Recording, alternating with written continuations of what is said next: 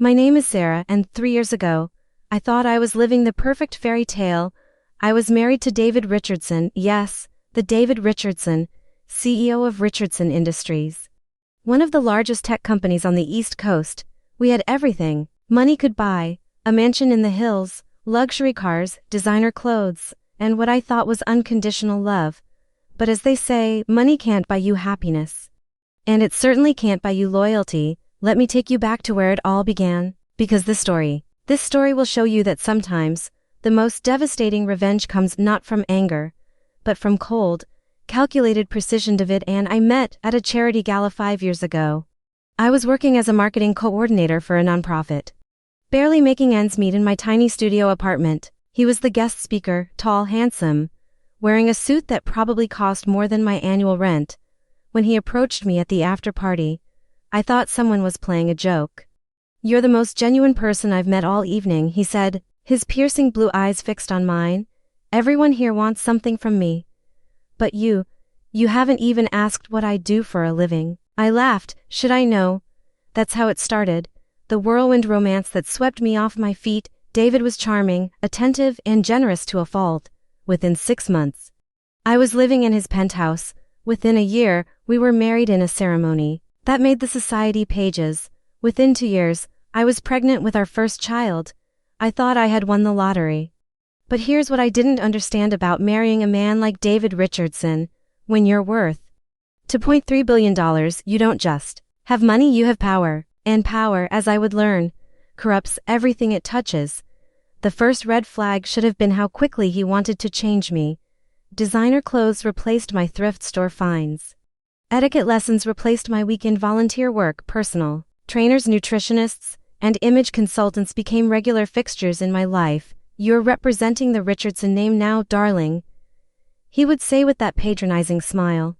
"We need to make sure you're suitable." I convinced myself it was love. He wanted me to fit into his world because he loved me so much.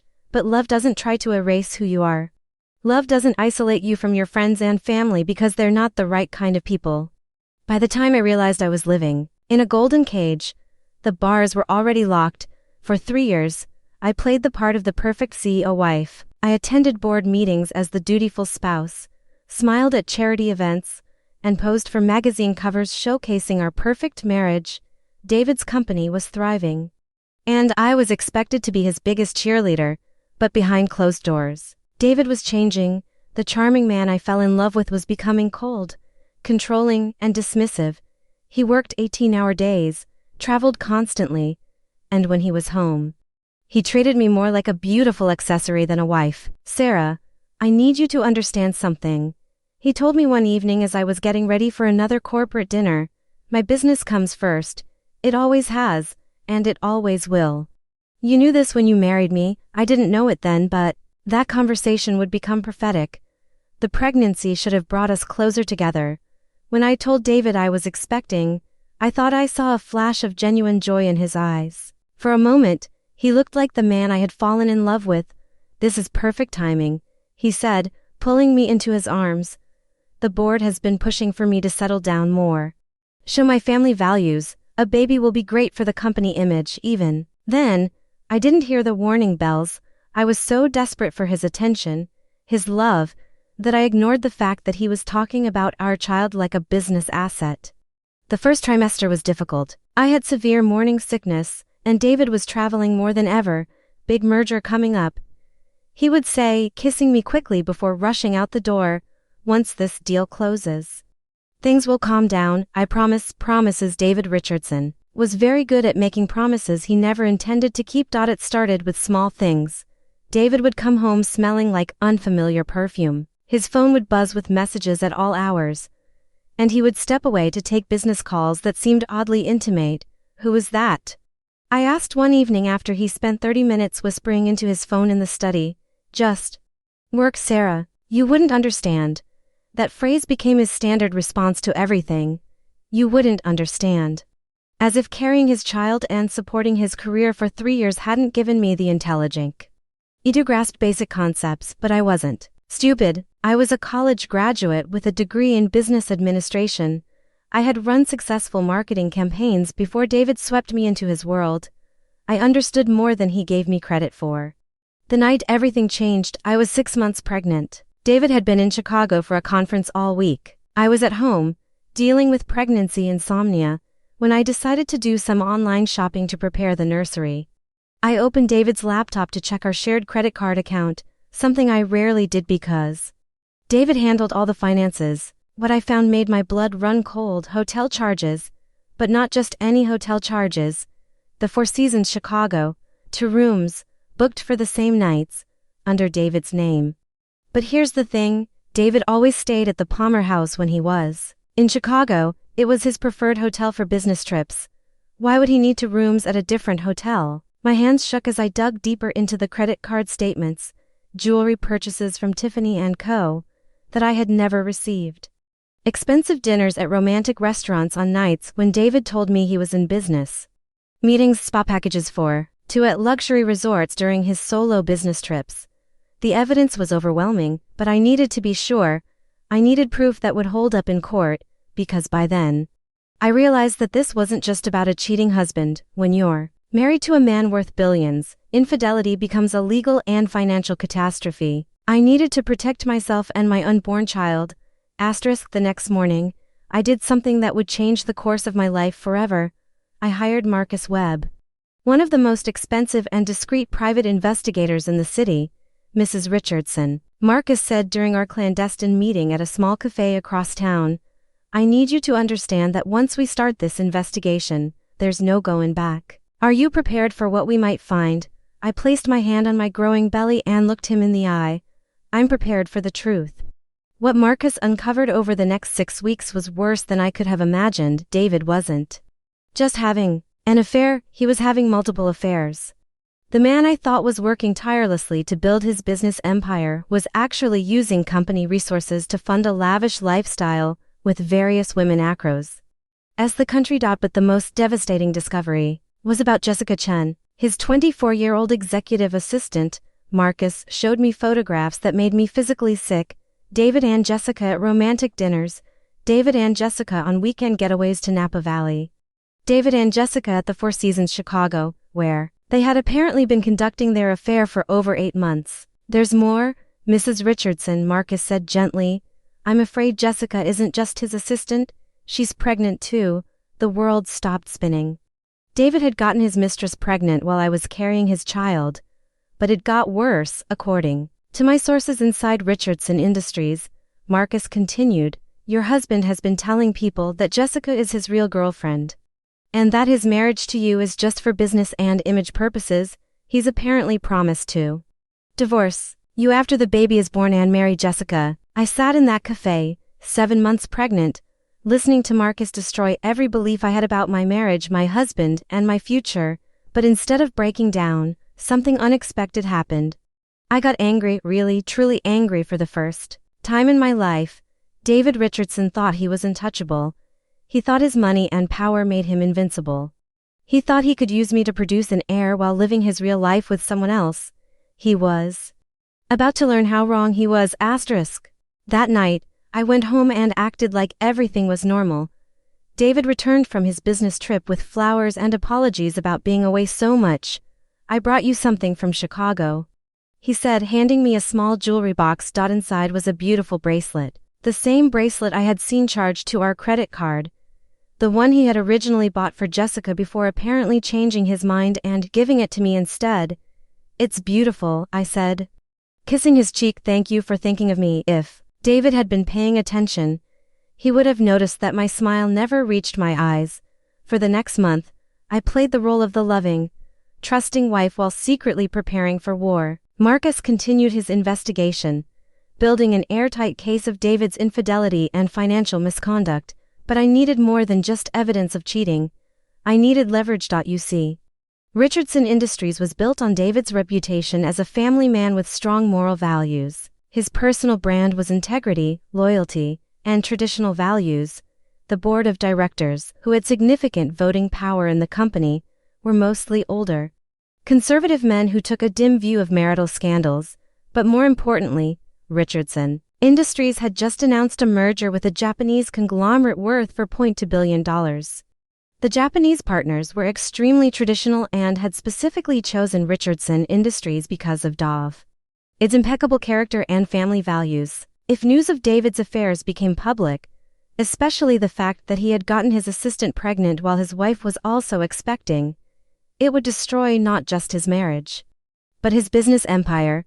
This is where my marketing background became invaluable.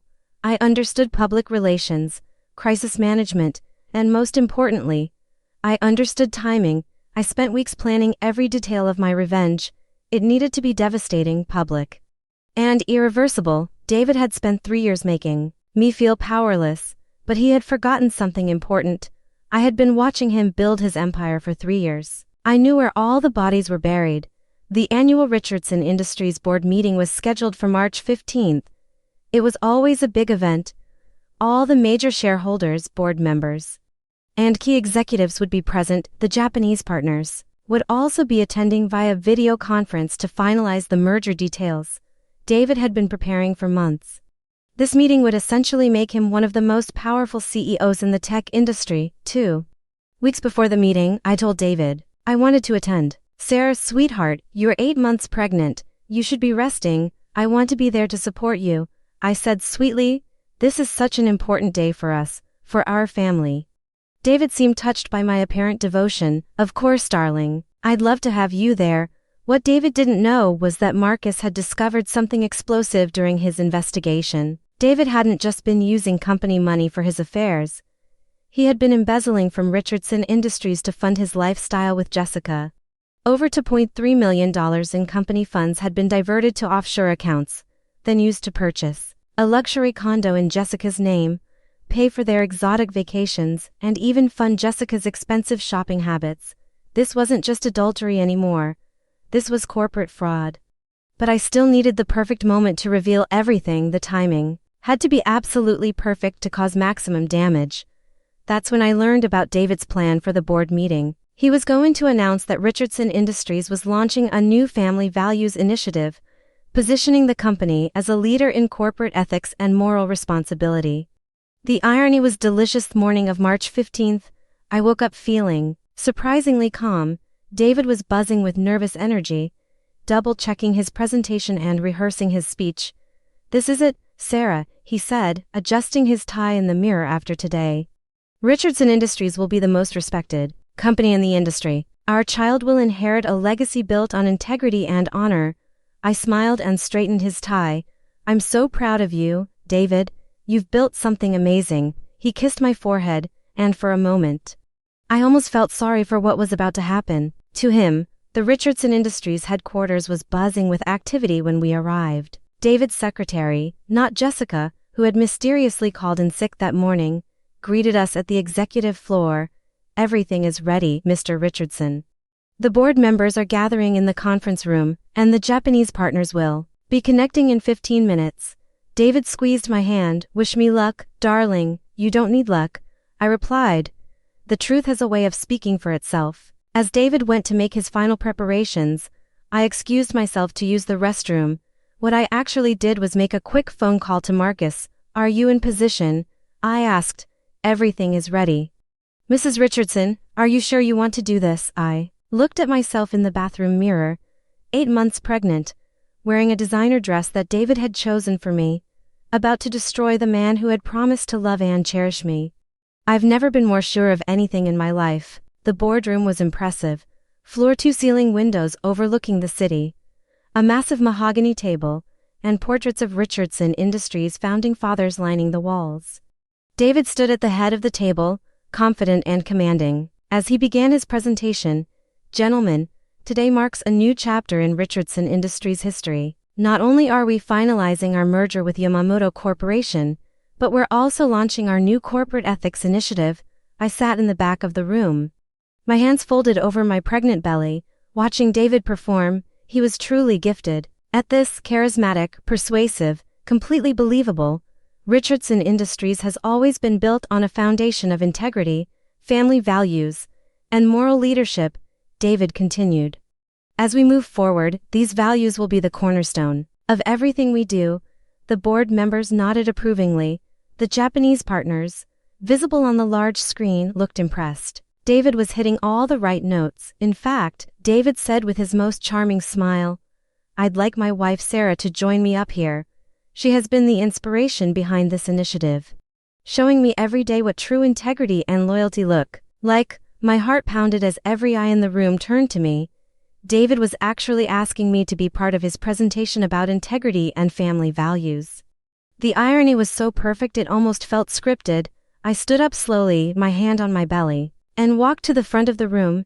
David beamed at me with what looked like genuine pride. "Ladies and gentlemen," David said, putting his arm around me, "my beautiful wife Sarah, who is carrying our first child. She represents everything that Richardson Industries stands for: loyalty, integrity, and the importance of family." The room erupted in polite applause. I smiled graciously and stepped up to the microphone. "Thank you all for allowing me to be here today," I began, my voice steady despite my racing heart. "David is right. I do have something to say about integrity and family values." I paused and looked directly at David. His confident smile began to falter as he noticed something in my expression. "You see, I've learned a lot about integrity over the past few months. I've learned that true integrity means telling the truth, even when it's difficult, even when it destroys everything you thought you knew." The room was completely silent now. David's face had gone pale. "So in the spirit of integrity and truth, I think you all should know exactly what kind of man you're trusting to lead this company." I reached into my purse and pulled out a thick manila envelope. "David, you said I represent loyalty and integrity. You're absolutely right. I am loyal to the truth. And the truth is that for the past 8 months, you have been having an affair with your assistant, Jessica Chen." Gasps echoed around the room. David stepped toward me, his face a mask of panic and fury. "Sarah, what are you doing? This is not the place." "Actually, David, this is exactly the place," I interrupted, my voice growing stronger, "because your affair isn't just a personal betrayal, it's a corporate scandal." I opened the envelope and began distributing copies of Marcus's investigation to each board member. "In these documents, you'll find evidence that David has embezzled over $2.3 million from Richardson Industries to fund his relationship with Ms. Chen. Company credit cards used for jewelry, vacations, and even purchasing a luxury condominium in her name." The Japanese partners on the screen were frantically whispering to each other in Japanese. The board members were flipping through the documents with increasing horror. "Furthermore," I continued, my voice echoing in the stunned silence, "Ms. Chen is currently 7 months pregnant with David's child. The same David who just spoke to you about family values and integrity." David lunged toward me, but two security guards, whom Marcus had strategically positioned, stepped between us. "Sarah, stop this right now," David shouted. "You're making a huge mistake." I looked at him with cold fury. "The only mistake I made was trusting you." But I wasn't finished, not even close. "There's more," I announced, pulling out a second envelope. "David has also been using company resources to cover up his affairs. He's had Richardson Industries' legal team draft NDA letters for multiple women, all paid for with company funds. He's used company jets for personal trips with his mistresses. And he's been planning to divorce me immediately after our child is born so he can marry Ms. Chen, all while using Richardson Industries' PR department to manage the narrative." The head of the board, a stern 70-year-old man named Harrison Blackwell, stood up slowly. "Mrs. Richardson, these are very serious allegations. Do you have proof of everything you're claiming?" I smiled for the first time that day. "Mr. Blackwell, I don't make claims I can't prove." I nodded toward the back of the room, where Marcus entered with 2 additional people, a forensic accountant and a representative from the FBI's white-collar crime division. "Agent Martinez has been investigating Richardson Industries' financial records for the past month, based on evidence I provided." "Agent Martinez, would you like to address the board?" Agent Martinez stepped forward with a briefcase full of documents. "Members of the board, I'm Agent Martinez with the FBI Financial Crimes Division. Based on evidence provided by Mrs. Richardson, we have been conducting an investigation into potential embezzlement and corporate fraud at Richardson Industries." David's face went from pale to gray. "This is insane, Sarah. You can't be serious. You're destroying everything we built together." I laughed bitterly. "David, you built this company on lies and betrayal." "I'm just revealing the truth," Agent Martinez continued. "Our investigation has uncovered systematic financial misconduct including the diversion of corporate funds for personal use, falsification of expense reports, and the creation of shell companies to hide illegal transactions.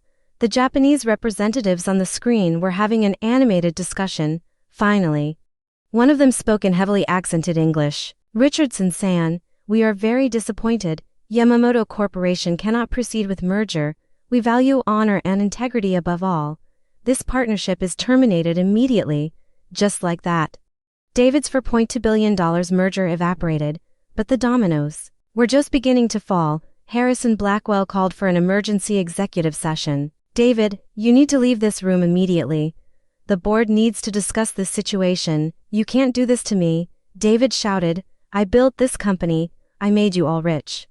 And apparently made yourself richer by stealing from us," another board member said coldly. As security escorted David from the room, he turned back to me with pure hatred in his eyes. "Sarah, you have no idea what you've just done. You'll have nothing. I'll make sure you get nothing in the divorce." I placed my hand on my pregnant belly and smiled serenely. "David, I already have everything I need. I have the truth." The next 72 hours were a media frenzy. The story of the billionaire CEO brought down by his pregnant wife became front-page news across the sea. Entree: pregnant wife exposes CEO's double life. Billionaire's empire crumbles after wife's bombshell revelation. The ultimate revenge. How one woman destroyed a corrupt dynasty. David was arrested at his office on charges of embezzlement, corporate fraud, and tax evasion. His bail was set at $50 million, which he couldn't post because the FBI had frozen all his assets pending investigation. Richardson Industries' stock price plummeted 60% in 2 days. The board voted unanimously to remove David as CEO and strip him of all his shares in the company. They also voted to cooperate fully with the FBI investigation. But perhaps the most satisfying moment came when Jessica Chen contacted me directly. "Mrs. Richardson," she said when I answered her call, I need to talk to you. We met at a quiet cafe downtown." Jessica was clearly pregnant, just as Marcus had reported. And she looked terrified. "I didn't know," she said, tears streaming down her face. "I mean, I knew he was married, but David told me you two were getting divorced. He said it was just a business arrangement, that you didn't love each other anymore." I studied this young woman who had been sleeping with my husband. She was beautiful, naive, and clearly devastated by the reality of David's lies. "Jessica, did David ever tell you about his other girlfriends?" Her face went white. "Other girlfriends?" I pulled out another folder from Marcus's investigation. Photos of David with 3 other women over the past 2 years. "David is a serial cheater. You weren't his first affair, and you wouldn't have been his last. He's a predator who uses his money and power to manipulate women." Jessica broke down completely. "He promised me we would get married after his divorce. He bought me an apartment. Said he wanted me to quit my job and focus on the baby." "Jessica, the apartment was purchased with stolen money. The FBI will probably seize it as part of their investigation." She looked up at me with desperate eyes. "What am I going to do? I'm 7 months pregnant. I don't have any savings, and now I don't have a job." This was the moment I had been dreading and anticipating. David's actions had hurt not just me, but this young woman who was also carrying his child. "Jessica, I'm going to offer you something, and I want you to think carefully before you answer." "I'm going to help you," I told Jessica. She looked at me in shock. "Why would you help me?" I slept with your husband, because David manipulated both of us. You were his employee, he was in a position of power over you, and more importantly, you're carrying a child who doesn't deserve to suffer for their father's crimes." Over the next hour, I explained my plan to Jessica. With David's assets frozen and his reputation destroyed, he wouldn't be able to provide for either of our children. But I had something David didn't know about. Remember how I mentioned that David controlled all our finances? What he didn't realize was that I had been quietly building my own financial security for the past year. When I first suspected David was cheating, I had started preparing for the worst-case scenario. I liquidated some of my pre-marriage investments that I had kept separate, took out a significant loan against my grandmother's jewelry collection, and started my own consulting business using my maiden name. I also had something else David didn't know about, a prenuptial agreement that he had insisted on, but hadn't read carefully. You see, David was so arrogant that he had his lawyers draft a prenup that was heavily weighted in his favor, assuming I would never be able to prove any wrongdoing on his part. But there was a clause that David had overlooked. If David was found guilty of criminal activity that damaged the family's reputation and finances, the prenup became null and void, and I would be entitled to 50% of all marital assets. With David facing federal charges for embezzlement and fraud, that clause was about to become very relevant. "Jessica, I'm going to make you an offer," I said. "I'm going to help you get back on your feet, find you a good job, and make sure you have support during your pregnancy in exchange. I need you to testify truthfully about David's behavior and the promises he made to you." She nodded eagerly. "Yes, absolutely. I'll tell them everything. There's one more thing," I added. "I'm going to make sure both of our children are financially secure, regardless of what happens to David." How I smiled, because I'm about to become a very wealthy woman. David's trial became the most watched white-collar crime case of the year. The evidence against him was overwhelming: financial records, witness testimony, recorded phone calls, and even security footage of him meeting with his various girlfriends. But David Richardson didn't become a billionaire by giving up easily. He hired the most expensive legal team money could buy and tried every trick in the book to discredit me and the evidence. His lawyers tried to paint me as a vindictive wife who had fabricated evidence out of jealousy. They claimed I had seduced Marcus, the private investigator, and convinced him to falsify documents. They even tried to argue that my pregnancy made me emotionally unstable and unreliable as a witness. But they had made one crucial mistake: they underestimated me. During my testimony, David's lead attorney, a shark named Victoria Sterling, tried to break me down on the witness stand. "Mrs. Richardson, isn't it true that you hired a private investigator to spy on your husband because you were paranoid and jealous?" "No," I replied calmly. "I hired a private investigator because I found evidence of financial irregularities and wanted to understand the full scope of my husband's illegal activities. Isn't it true that you orchestrated this entire scandal because you wanted to steal your husband's money?" I looked directly at the jury and smiled. "Miss Sterling, I don't need to steal money that's rightfully mine. According to the prenuptial agreement that your client insisted on, his criminal activity makes me entitled to half of all marital assets." The courtroom erupted in murmurs. David's lawyers hadn't expected me to understand the legal implications of the prenup so thoroughly. But the most devastating moment came when Jessica took the stand. She testified about David's promises, his lies, and most importantly, his casual admission that he viewed his marriage to me as a business arrangement that was no longer useful. "He told me that Sarah was just for show," Jessica said, tears streaming down her face. "He said rich men needed wives who looked good at charity events, but that he would never actually be faithful to someone he married for business reasons." The prosecution also called several other women who had been involved with David over the years. The pattern was always the same: David would target young, financially vulnerable women, promise them the world, use them for his own pleasure, and then discard them when they became inconvenient. By the time the prosecution finished presenting their case, David looked like exactly what he was: a predator who had used his wealth and power to exploit everyone around him. The jury deliberated for only 6 hours before returning with their verdict: guilty on all counts. David Richardson was sentenced to 15 years in federal prison for embezzlement, fraud, tax evasion, and racketeering. He was also ordered to pay $12 million in restitution to Richardson Industries and to $0.3 million in damages to various victims of his schemes. But the criminal conviction was just the beginning of David's downfall. The civil lawsuits came next. Richardson Industries sued him for breach of fiduciary duty. The Japanese corporation sued him for fraudulent misrepresentation that cost them millions in due diligence expenses.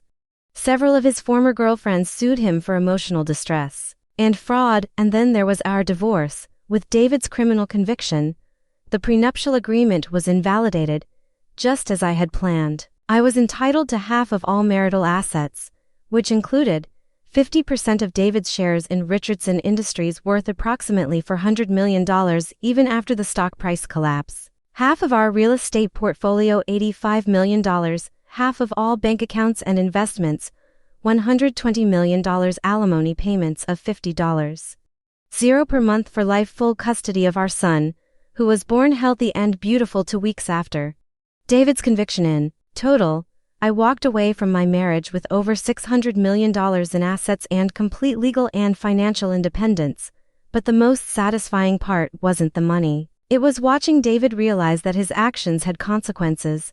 During our last conversation before he was taken to prison, David looked at me with a mixture of hatred and bewilderment. "Sarah, I gave you everything. I made you rich, famous, powerful. How could you destroy me like this?" I looked at this man who had promised to love and cherish me, who had betrayed me in the most fundamental way possible, and I felt nothing. "David, you didn't give me anything. You took everything, my trust, my dignity, my sense of self-worth, the money, the fame, the power. None of that matters if it's built on lies, but our son," he said desperately, "he'll grow up without a father because of what you did." That's when I lost my composure for the first and only time during the entire ordeal. "Our son will grow up without a father because of what you did," I said, my voice shaking with controlled fury. "You chose to betray your family, you chose to steal from your company, you chose to lie to everyone who trusted you. I didn't destroy you, David, you destroyed yourself." 2 years later, I'm sitting in my new office overlooking Central Park, holding my son Michael on my lap as he plays with his toy blocks. Jessica is across from me, reviewing marketing reports for our new company. Yes, Jessica and I started a business together. It turns out that betrayal can sometimes create the most unlikely partnerships. After David's conviction, Jessica and I realized we had more in common than just being victims of the same man. We were both intelligent, capable women who had been underestimated and manipulated by someone who thought his money made him untouchable. So we decided to do something about it. Richardson Chen Consulting specializes in helping companies implement ethical business practices and protect whistleblowers. We've worked with dozens of corporations to identify and eliminate the kind of toxic leadership that David represented. Jessica's daughter Emma was born 3 months after my son Michael. The children are growing up as friends, blissfully unaware of the complicated circumstances that brought their mothers together. David writes letters from prison sometimes. Long, rambling letters about how sorry he is, how he's found religion, how he wants to be part of his children's lives when he gets out. I throw them away without reading them. Marcus, the private investigator who helped me gather evidence against David, has become a good friend and an unofficial uncle to Michael. He often jokes that my case was the most satisfying investigation of his career. "Most of my clients just want to catch their cheating spouses," he told me recently, "but you wanted justice, real justice." As for Richardson Industries, the company survived David's scandal and is actually thriving under new leadership. The board offered me a position on their advisory council, which I accepted. It's deeply satisfying to help guide the company that David built on lies toward a more ethical future. I've also become something of an accidental celebrity. I've written a book about my experience called The Truth About Power, which became a bestseller. I regularly speak at conferences about corporate ethics, women's empowerment, and the importance of standing up to abuse. But the most important change in my life is simpler than all of that. I'm happy for the first time in years. I wake up every morning without fear, without walking on eggshells, without wondering what lies I'll discover that day. My son is healthy and surrounded by people who genuinely love him. My business is successful and meaningful. I have real friendships based on mutual respect rather than social climbing. People often ask me if I feel guilty about destroying David's life. They want to know if I ever regret the nuclear option I chose, if I think I went too far. The answer is no. David Richardson thought he was untouchable because he was rich and powerful. He thought he could use and discard people without consequences. He thought his money made him invincible. But here's what David never understood, the most devastating. Revenge isn't about destroying someone's life. It's about revealing who they really are. I didn't destroy David Richardson. I simply pulled back the curtain and showed the world what he was hiding behind his expensive suits and charitable donations. The real revenge wasn't taking his money, or sending him to prison. The real revenge was proving that all his wealth and power couldn't protect him from the truth. And the truth is this: character matters more than money. Integrity matters more than influence. And sometimes, the most powerful person in the room is the one who has nothing left to lose. David Richardson learned that lesson the hard way. As I finish writing this story, Michael is napping in his crib, and Jessica is preparing for a presentation. to a Fortune 500 company that wants our help implementing ethical leadership practices. In a few hours, I'll pick up Emma from daycare, and we'll all have dinner together, 2 mothers, 2 children, building a life based on truth and mutual support. David thought his money made him untouchable, but in the end, the truth was more powerful than all his billions, and that, my friends, is the most satisfying revenge of all.